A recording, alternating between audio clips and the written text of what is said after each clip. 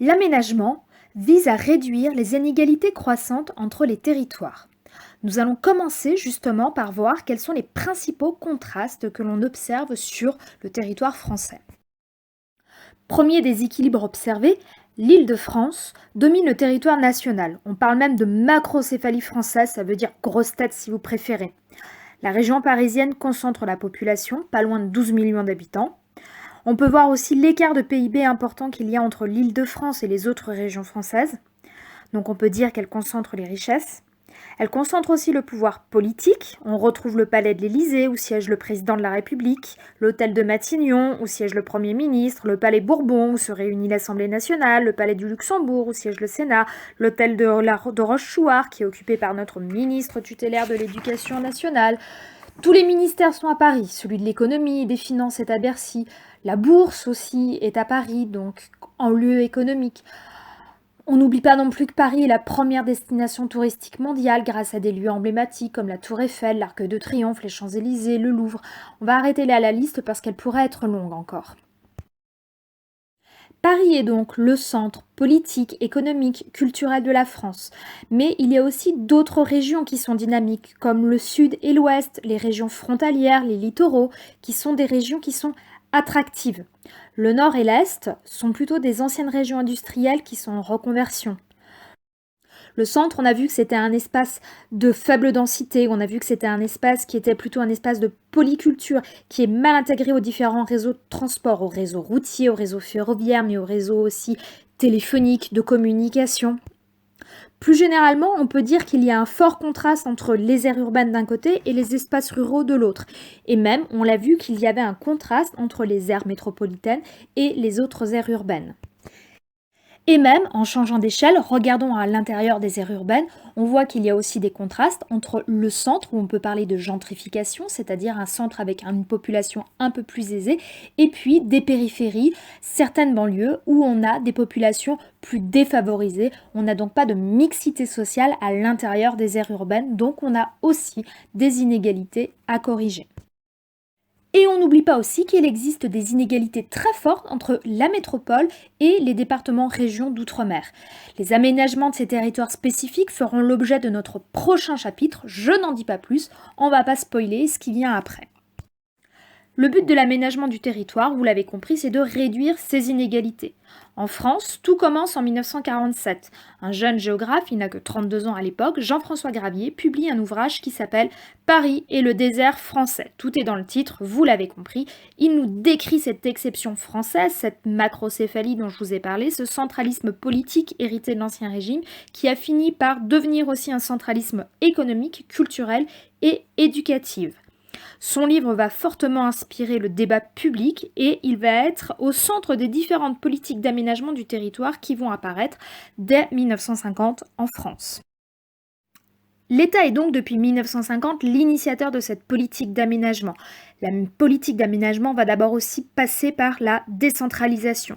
On a une loi de décentralisation qui est votée en 1982. Il y avait déjà eu des tentatives auparavant, en 1969 avec le général de Gaulle, mais ça avait été un échec. En tout cas, cette décentralisation, elle existe donc depuis 1982. C'est le transfert des compétences de l'État aux collectivités territoriales, la région, le département et la commune.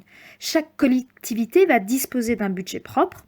C'est pour cela que les régions, les départements et les communes sont désormais des acteurs essentiels de l'aménagement du territoire. Pour l'aménagement du territoire, le développement du réseau de transport est un des leviers principaux. L'État va initier la construction des autoroutes, par exemple, pour favoriser l'accessibilité des territoires et relier les grandes métropoles entre elles. Par exemple, l'autoroute A75 qui relie Paris à Montpellier en passant par Clermont-Ferrand en est un exemple frappant avec l'ouverture du viaduc de Millau qui symbolise ce décloisonnement, ce début de décloisonnement en tout cas du Massif central. Plus récemment, l'ouverture de la ligne à grande vitesse Sud-Europe-Atlantique a permis de rapprocher Bordeaux à Paris, comme on l'a vu dans notre étude de cas. L'accessibilité, on ne l'oublie pas, est en effet un enjeu majeur pour les territoires, pour mieux les intégrer à l'échelle nationale, mais aussi à l'échelle européenne. Pour revaloriser les espaces ruraux qui sont au centre, qui sont finalement moins intégrés encore dans ces réseaux de transport, l'État a créé les ZRR, les zones de revitalisation rurale, donc pour aider au développement de ces zones fragiles. Il s'agit principalement de mesures d'exonération fiscale pour les entreprises pour les inciter à s'installer dans ces communes.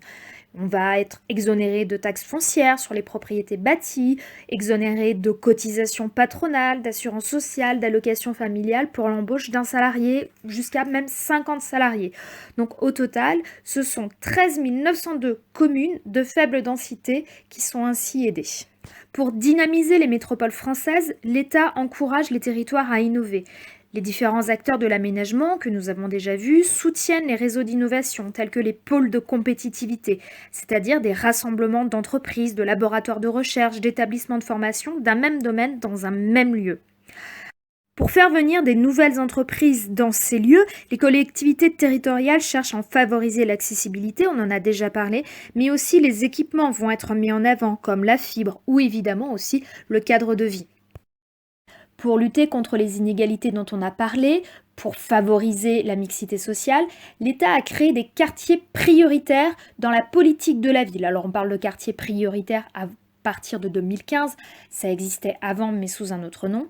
Le but de cette politique de la ville, c'est de dynamiser ces quartiers défavorisés en essayant d'y créer des emplois avec toujours des mesures fiscales pour favoriser l'installation d'entreprises et puis évidemment d'autres mesures de cohésion sociale qui vont être prises et puis de rénovation du cadre de vie pour encourager la mixité sociale.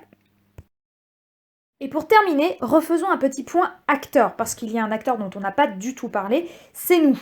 Et oui, on le sait, les aménagements sont décidés par l'Union européenne, l'État, les collectivités territoriales. Ces aménagements sont réalisés par des entreprises privées, mais la base, ça reste quand même les citoyens. Ils ont un rôle essentiel. Ils vont demander des aménagements, ils donnent leur avis sur les projets d'aménagement et ils élisent les décideurs.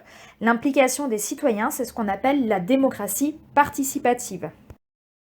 Les objectifs de l'aménagement du territoire sont ambitieux, parfois loin d'être atteints, mais la mise en œuvre de ces mesures est nécessaire, surtout dans un contexte de mondialisation qui accentue encore les inégalités.